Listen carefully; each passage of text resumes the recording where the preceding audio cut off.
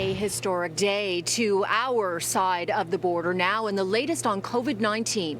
The Ford government has just announced more than 100,000 students from 7 boards will be returning to class on Monday.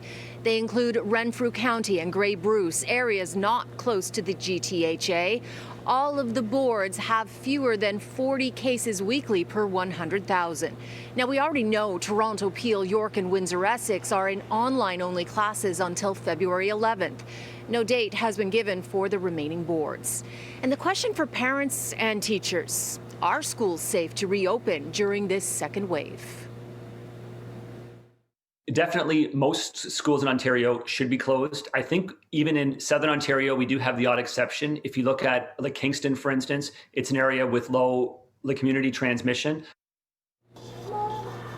All elementary students were supposed to return to class January 11th and high school students on the 25th. But during the holidays, COVID cases among student-aged children rose sharply higher, and only students in Northern Ontario boards were allowed to return in the new year.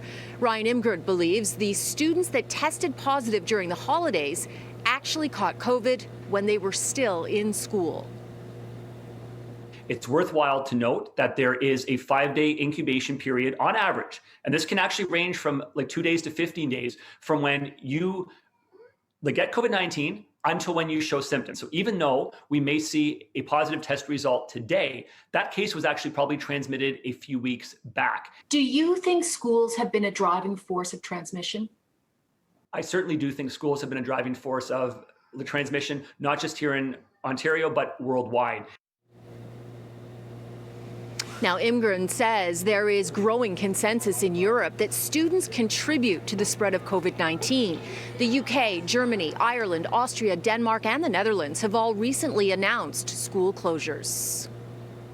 Now, it seems like the climbing numbers that we have seen the last couple of weeks seem to be abating somewhat and maybe plateauing a little bit. Do you think that is in part because schools closed? I do. One thing to also keep in mind too is that when we look back at the reproductive rate over Christmas, the Christmas day itself had a reproductive rate of 1.2. But for the last 10 days now, we have seen a reproductive rate under 1, which means that we have not only plateaued here in Ontario, but our numbers are actually dropping. They've been on the decline now for approximately 10 days. A little bit of encouraging news there. Ryan Imgrund, who, by the way, approves of the 7 school boards that have been given the green light to reopen on Monday. He says for schools to safely reopen anywhere, though, in the province, there needs to be asymptomatic testing. The government had started doing some in the hot zones just before Christmas and is promising to do more when schools return.